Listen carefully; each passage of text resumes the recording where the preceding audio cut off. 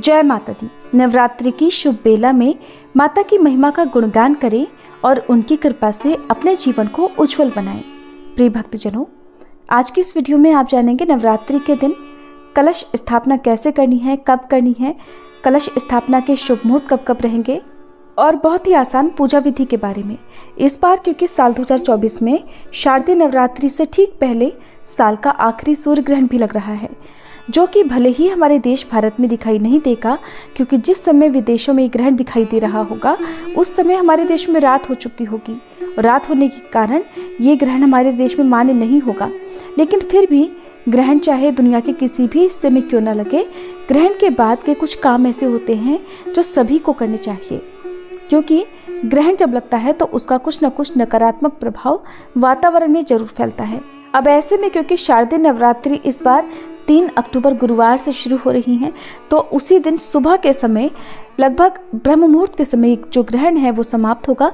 तो आप 3 अक्टूबर को सुबह यदि हो सके तो ब्रह्म मुहूर्त में उठकर स्नान करें। अगर हो सके तो आसपास किसी पवित्र नदी के जल से स्नान करें। अगर ऐसा ना हो तो घर पर ही नहाने के पानी में थोड़ा गंगा जल और 1 चुटकी हल्दी जरूर मिलाएं। इसके बाद पूरे घर में गंगा जल का छिड़काव करें। मंदिर में जो भी देवी देवता हैं उन सभी के वस्त्र बदलें, सभी मूर्तियों को स्नान कराएं और इसके बाद सूर्य नारायण भगवान को 1 लोटा जल अर्पण करें। इसके बाद आप पूजा की तैयारी शुरू करें। ग्रहण के बाद दान देना चाहिए, ताकि अगर ग्रहण से कोई भी किसी भी तरह का दुष्प्रभाव कुंडली में होने वाला है, जीवन में होने वाला है, उससे बचने के लिए यदि दान दिया जाता है तो वो सारा जो दुष्प्रभाव है वो उस दान के द्वारा दूर हो जाता है। तो आप दान की सामग्री में कच्चा अनाज या मौसमी फल, मौसमी सब्जियां भी सुबह की पूजा करते समय साथ में रखें और पूजा करने के बाद अपने माथे से स्पर्श कराकर इस दान की सामग्री को किसी योग्य निर्धन व्यक्ति को दान में दे दें और सभी के कल्याण की कामना करें। नवरात्रि के पहले दिन प्रतिपदा तिथि में शुभ मुहूर्त में कलश स्थापना की जाती है, जिसे घट स्थापना भी कहते हैं। और इस बार 3 अक्टूबर गुरुवार को कलश स्थापना का जो सुबह का मुहूर्त है वो सुबह 6:15 से 7:22 तक रहेगा। दूसरा जो मुहूर्त है, जो कि अभिजीत मुहूर्त रहेगा, वो सुबह 11:46 से दोपहर 12:33 तक रहेगा। तो आप इन शुभ मुहूर्तों में किसी भी मुहूर्त में कलश स्थापना कर सकते हैं और कलश स्थापना सुबह के समय करना ज़्यादा सही रहता है।